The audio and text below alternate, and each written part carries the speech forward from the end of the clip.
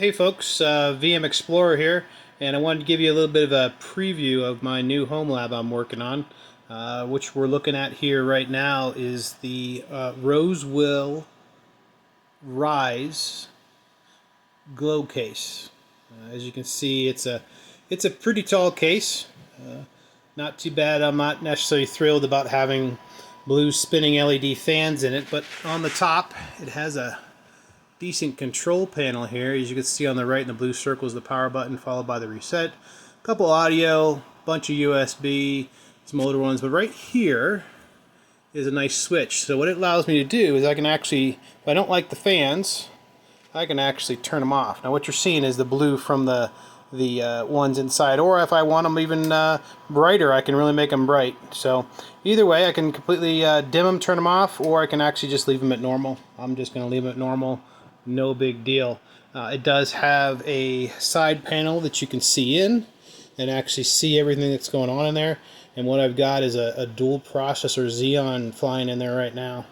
It is a nice case. I would say that it's okay for what I use it for. I pick up a little background there, but it isn't too bad. I've enjoyed it so far. It actually has a nice vertical mount area here where you can actually mount. I'm using this for a video card because the system board didn't come with one. So I actually mounted a vertical mount video card in there, and then actually all the rest of the cards. So let's go ahead and I'm going to power it off. It's not really doing anything right now. We're going to take the case screws out. Now for some odd reason they put 4 case screws on this case. I got to say something that either the designer on this particular case was either a mad genius or an insane lunatic. One of the two. The jury's still out on it a little bit, but it's a super flexible case. Now when you first get this case, what you'll notice is there's this big bar right here. This guy, and that's for all drive mounts. You can mount 4 drives on there, or whether they're in the 2.5 or the 3.5 form factor. So that's kind of nice. But initially, this bar right here actually is mounted right here and on the bottom. So it's right in front of these other 2 drive bays, which are down below. So you can't really use these drives if this bar is in front of it. So what I did was, and they don't explain this in the manual, but you just move the mounts over, and then you can move the bar right here, and it got it out of the way, which was nice, because now if I want to use these, I can. So that's one thing that's flexible, is that, like I said, the designer of this case is either a absolute genius or a lunatic. I'm not quite sure. I think it's genius. I mean, really, to have a lot of different mount holes here and the flexibility of putting it here or there really helps out. And as you can see, I've got some pretty good deep size heat sinks in here. And though they are getting a little close, if you look right about there, they're getting a little close to the bar.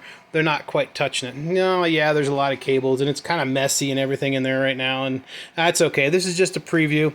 But it's kind of cool. It's kind of nice. Now, other things they have, as you can see from the front of the case, they had actually, I don't know why a 3.5-inch drive here, but another 2 5.25s, which was kind of nice. But you end up not being able to use them, and you actually have to take the bay out so that you can actually mount the eATX motherboard here. And as you can see, it's an extended one.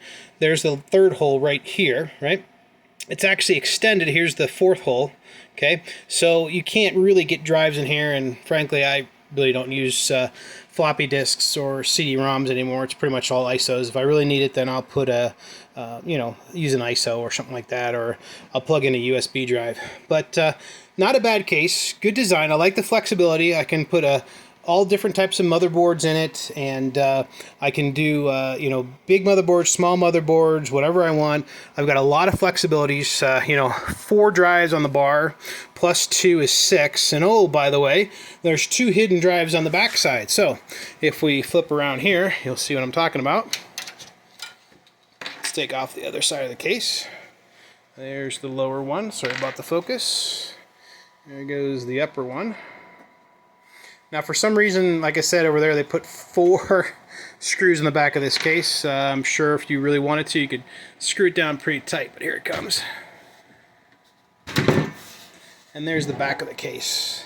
And there they are, 2 more drives. on the back side, so you can wire those in. Other things I had to do is I used an extender for my power supply cord. I needed that, and I used a splitter for the power for the dual power supply. It's a standard, I think it was an Earthwatts 650 by Antec, but what we needed to do is actually have a splitter right here, and that's actually the power for the processors. Split it in two here and there for the second processor. But it's a good system. It's a dual Xeon. It's an older one, version 2 with DDR3 memory. It's got 128 gigs of RAM, and I've got also the 10 gig cards in it, and also an IBM controller for my vSAN. So again, just want to do a quick preview. I hope you enjoyed this quick overview, and you'll be seeing more blogs on this coming up real soon. Thanks.